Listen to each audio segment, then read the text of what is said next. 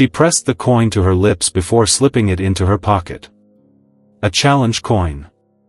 82nd Airborne. Her brother's. He never came back from Mosul. Every time she spoke in that circle, she imagined he was listening too. The church basement smelled faintly of old coffee and detergent. Folding chairs creaked as veterans shifted their weight. Fluorescent lights buzzed. Sarah Whitaker sat with her elbows on her knees, eyes steady but far away. She wasn't always the first to speak, but when she did, the room stilled. Some nights, she said, the silence feels thicker than sandbags. Like it's holding something back, not keeping anything out. Ellis, the old Marine across from her, nodded slightly. The younger guys, the ones with calloused hands and too much caffeine, looked up. They were learning to listen when she did. Marcus, a broad-chested man with a high-end tight fade, scoffed. That's poetic. But sometimes a nightmare's just a nightmare. You wake up. You breathe. You move on. Sarah didn't answer him. She looked at the floor. Her thumb rolled the coin in her pocket. The circle passed around stories, IEDs, failed marriages, bar fights and broken bones. When Sarah spoke again, it was quieter. Kobani. December 2019. I was under a two-story when it came down. Dust so thick you couldn't scream through it. She didn't finish the sentence. The coffee mug hit the floor and shattered before her sentence did. That's not how it works, Marcus. Boom. Door. Guns. Screams. The church door exploded inward. 6 men in military police uniforms swept in. Their shouts were sharp, overlapping. Everyone on the floor. Now. One of them pointed. Sarah Whitaker. Hands where I can see them. It happened fast. Rough hands twisted her arms behind her back. She winced but didn't cry out. You're under arrest for stolen valor and federal fraud, one barked. The room was frozen. A few got to their knees, confused, scared. Ellis stood slowly. What are you talking about? She was there when my nightmares made sense. But the cuffs clicked. And Sarah, without resistance, was walked out past a dozen faces who no longer knew what to believe. Outside, sirens still whined. Inside, the coin she had touched moments before lay on the linoleum floor, forgotten in the rush. 82nd Airborne. The edges still warm. 8 months earlier, Sarah had walked into the church basement without a word. It was February. Snow clung to her boots in clumps, melting in small puddles that soaked into the faded welcome mat. The others were already gathered, steam rising from styrofoam cups, the scent of burnt coffee thick in the air. She wore grease-stained coveralls and a fatigue green ball cap pulled low.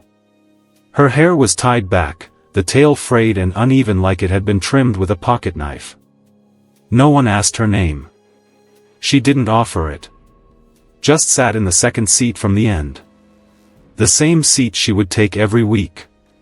Her silence wasn't the guarded kind, it was the kind people leaned into. Listening for something that wasn't being said. Most of the group assumed she worked at the auto body shop down off Sprague Avenue.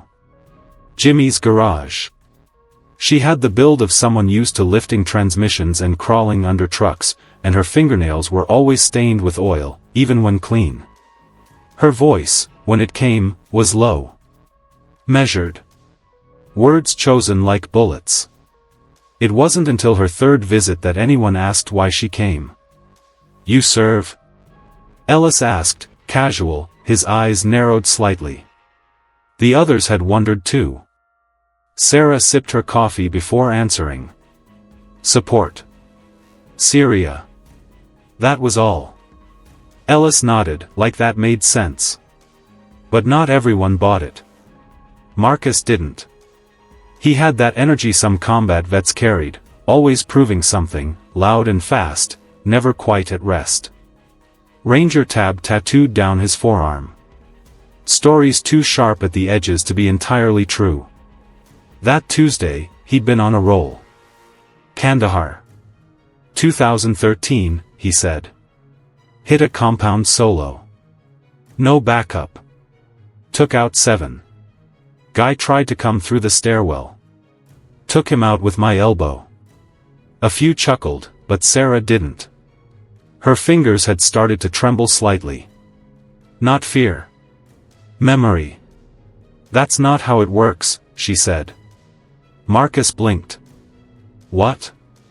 She looked up, voice quiet. You don't breach without recon. You don't clear without backup. Real combat doesn't play by movie rules. He laughed. What would you know, grease monkey? She didn't flinch. Syria. 2019, 4-person entry. The target wasn't there.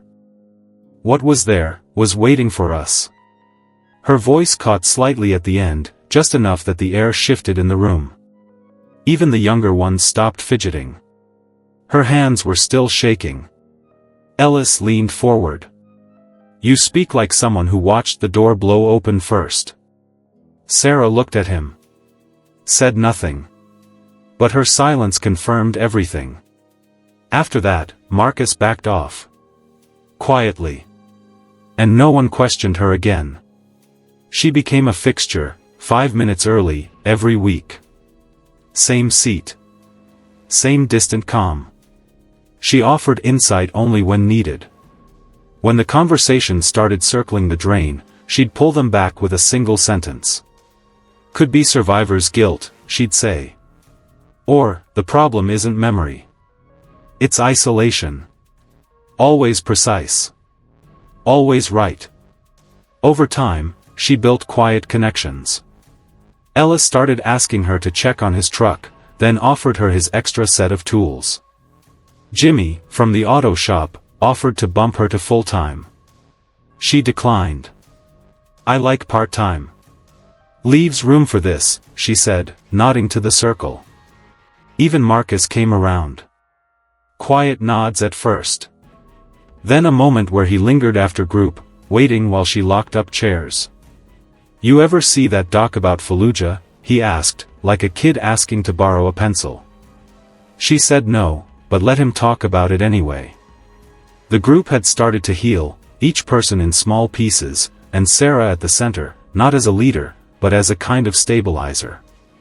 The one person who never asked for sympathy and never gave anything she didn't mean. They didn't know about the coin. Not yet. But every time she slipped it into her pocket before group, it grounded her. The weight of it was memory and promise and silence. Her brother, Evan, had carried it through 2 deployments. He was supposed to come home in December 2007. His Humvee never made it to the airfield. It was the only thing they found that hadn't burned. Sarah kept it not as a token, but as a tether. Proof that someone had once stood beside her and believed the world could be better. She'd tried to enlist twice after he died. Turned down both times. PTSD flags, they said. Too much loss. So she found another way.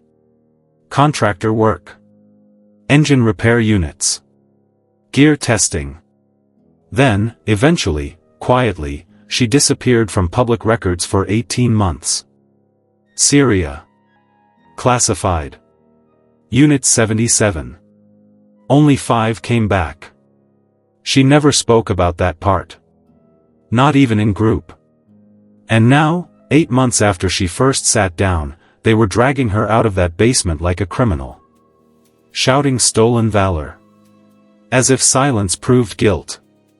But Ellis had said it best, whispering to no one as she vanished through the door, she was there when my nightmares made sense.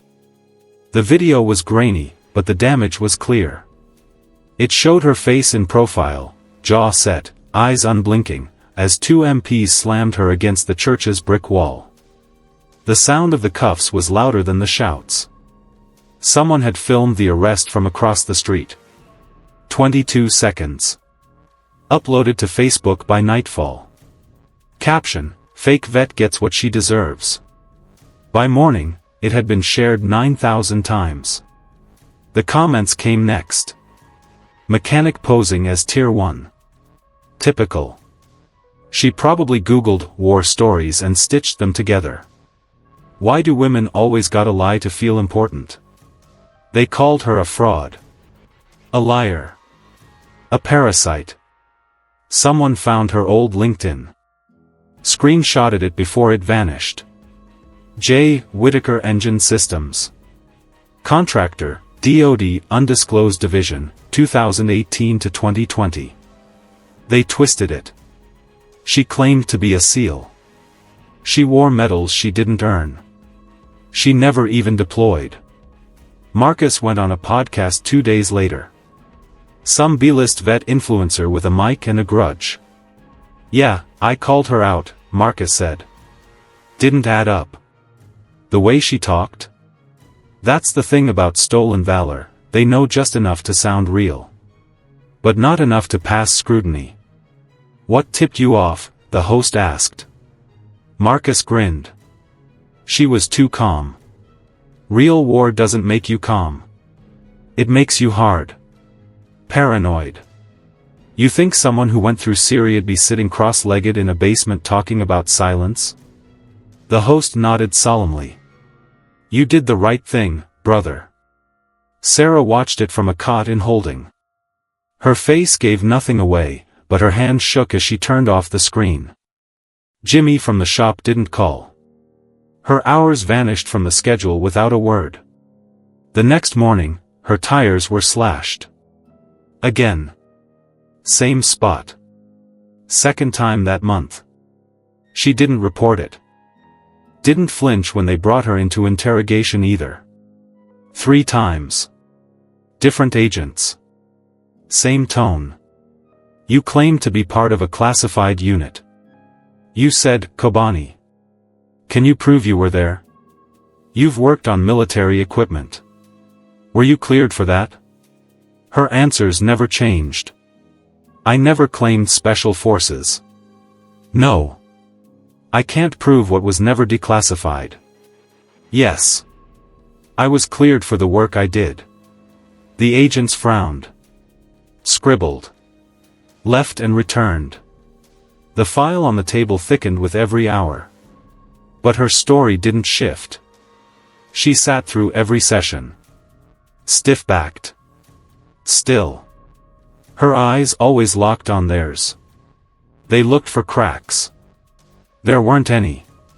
She told one interviewer, flatly, if I'd wanted recognition, I wouldn't have sat in silence for 8 months. Later, in private, one guard asked her why she didn't just lie. Say she embellished, apologize, beg for leniency. Sarah met his gaze and said, I've buried friends who never got the chance to speak. I'm not going to lie about them. He didn't speak to her again. By day 5, the pressure mounted. News headlines now read, Veteran imposter dupes PTSD group. Talk shows debated her guilt. Politicians called for accountability for fake veterans undermining Real service.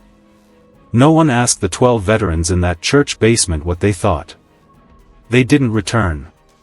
And Sarah, stripped of coin, coveralls, dignity, waited in silence. But something small had shifted. In a folder on a cluttered desk 2 floors above, a detail stood out. A report. Brief mention. Not public. Not official. It read, Contractor WHK-7 reported present during joint recovery effort, Syria AO, conflict zone unsanctioned for civilian presence. The timestamp matched her story. And somewhere down the hall, a detective named Noah Briggs read it twice. Then again. The acronym wasn't familiar. But the coordinates were. Briggs had been Tier 1. Before retirement. Before the desk. And WHK-7 wasn't a name. It was a designation. Unit 77. Something stirred in him. He picked up the phone. Not to call her. Not yet. First, he pulled her interview footage. And pressed play. Noah Briggs watched the footage 3 times. Not for what she said, but for what she didn't. Interrogation tape, timestamp 3:17 a.m. Sarah Whitaker sat in a plastic chair, unshackled but unmoving. Her posture exact. Chin level. Hands flat against her thighs. A man off-screen asked her for the 3rd time about a specific incident, a failed exfiltration on the edge of a conflict zone. "We had to pivot south, through the vineyard," she said. "Heat signatures at the aqueduct. Too many to cross clean. We diverted under the wall. Lost comms." She didn't blink. Briggs froze the tape. Then rewound. That phrase, heat at the aqueduct. He hadn't heard it in 15 years. It wasn't standard language, it was internal. Tier 1. Used during heat mapping training, when signals were too scattered for drone verification. It was obscure slang, layered in tactical nuance. And there she was, saying it like she'd lived it. Not guessed. He rubbed his temple. The WHK-7 designation had bugged him. So had the way she held still. Real operators didn't talk like heroes. They talked like engineers. Like people trained to rebuild a breach mid-assault. He pulled her DoD contractor file. Most of it was redacted. But there were traces. Small repairs logged at black site facilities. Equipment handling tags with no listed destination. The kind of bureaucratic ghosts that whispered more than they said. He leaned back. The truth didn't hide in what she claimed. It hid in what she refused to correct. Later that day, Briggs sat across from her in a dim interview room. She studied him, eyes narrowing slightly. "You're not another agent." "No." He leaned forward. "I used to be something else." They sat in silence. He slid a sheet across the table. "Vineyard. Aqueduct. That term, where'd you hear it?" She said nothing. Just tapped the edge of the paper. "WHK-7, he said, voice low. "That was a call sign. You were attached to Unit 77, weren't you?" Sarah's eyes flicked up. Something in her went stiller than before. "That's classified." Briggs didn't smile. "Not to me. I was there. Different operation. Same region. 2019. Silence. Then she spoke. "We weren't supposed to engage," she said. "But someone moved the line. 3 buildings over. We went in thinking it was a supply check. It wasn't." She looked down. 3 of US didn't come back." "Names?" he asked. She shook her head. "I've said enough." Briggs exhaled. Sat back. That kind of silence, it didn't come from fear. It came from oath. Before leaving, he asked one last question. "Why didn't you just say who you were?" Her reply was quiet. "Because no one ever believes women in coveralls." He paused in the doorway.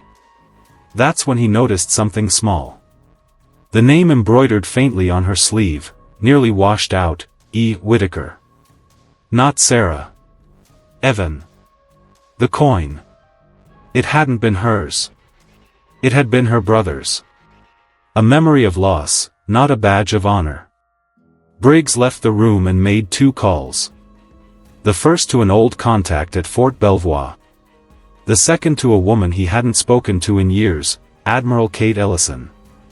He left a short message. "You need to see this one yourself. She's not lying. She's just the last one left." 3 days after Sarah's arrest, a black SUV rolled through the security gate of the Spokane field office without slowing. Government plates. Tinted windows. Clearance that overrode protocol. The guards didn't stop her. Admiral Kate Ellison didn't wear rank the way most officers did. She moved like someone who had already paid her price in silence. Her blues were immaculate. Medals resting flat. No ribbons beyond what mattered. She walked straight through the front entrance. No questions. No waiting. "Where?" she asked the agent at reception. The agent blinked. "Interview room 3. Ellison nodded once and continued down the hall. Inside, Sarah sat upright. No restraints.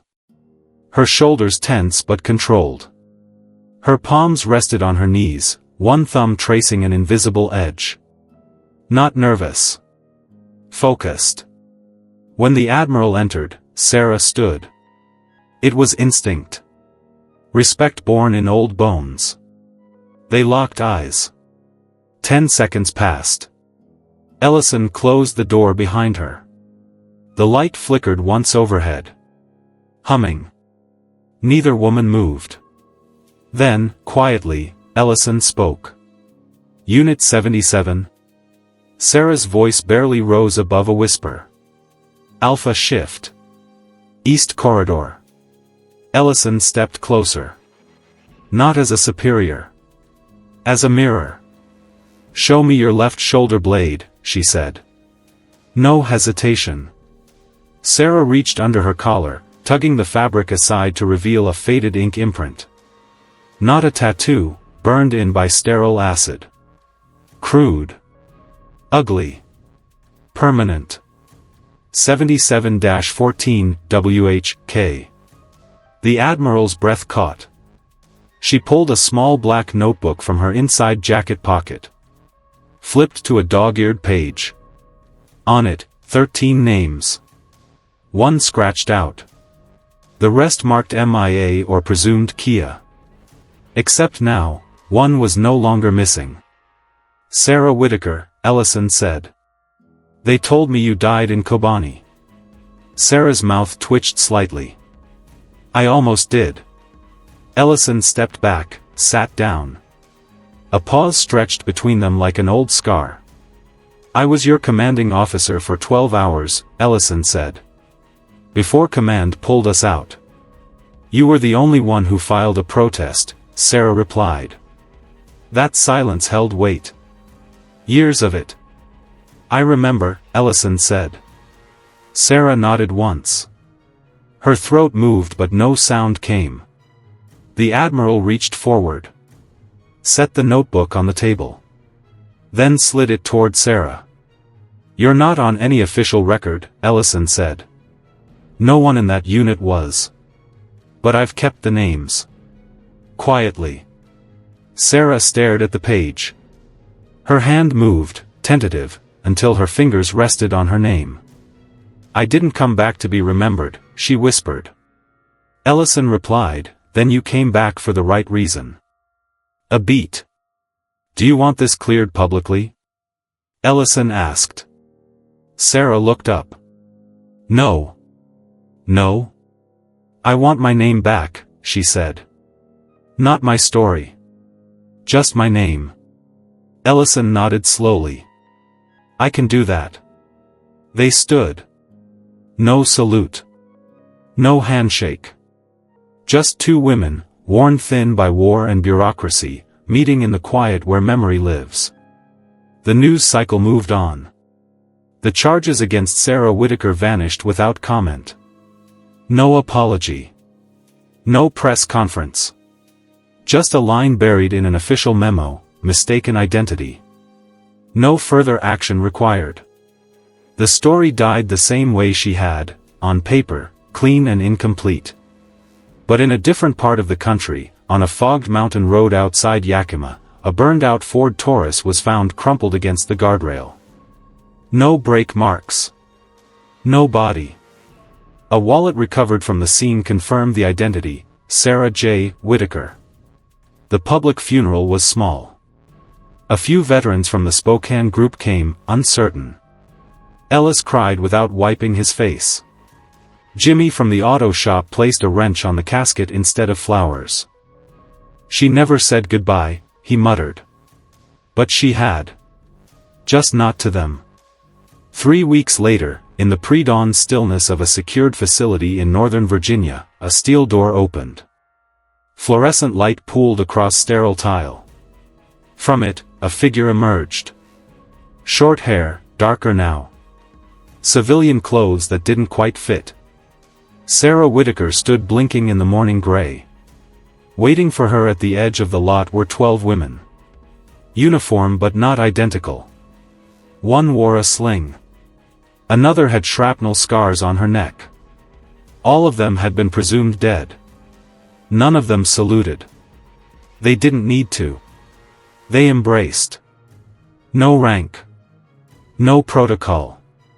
Just the kind of contact only those who've survived together understand. Ellison watched from a distance, her hands folded behind her back. She didn't approach. This wasn't her moment. It was theirs. Later that month, in a subterranean wing of a facility that didn't officially exist, Sarah stood in front of a classroom built into concrete. 12 recruits sat in front of her. Young. Sharp. Not yet haunted.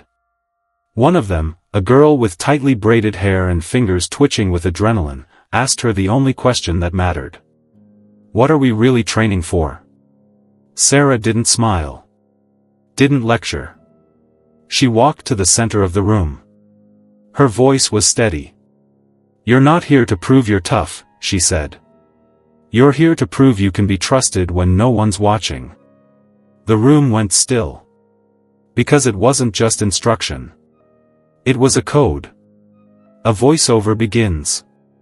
Slow. Unhurried. The kind of voice that sounds like gravel and wind. There's a wall in every base, every school, every town that says who served, who was lost. But some names aren't on any wall. Some ghosts don't haunt. They wait to be remembered. A slow pan across a hallway inside an undisclosed training facility. Fluorescent lights buzz above a bare metal board. No names. Just empty slots, waiting. Then, a hand. Steady, deliberate. Chalk on metal. It writes. Sarah Whitaker. Unit 77. Kobani. 2019, the hand pauses. Below it, more names begin to appear. Faded prints. As if written by memory, not people. The board fills with the names of the forgotten. The buried. The misfiled and misbelieved. In the background, the sound of boots on tile. A class is gathering. A quiet tribute begins, not with a flag or an anthem, but with silence. As the screen fades to black, one final line appears in plain white text. Some missions never end. Some heroes never come home. But they are never lost. Fade out. Silence. Then, the faint sound of wind over wire. The war is over. But the memory remains.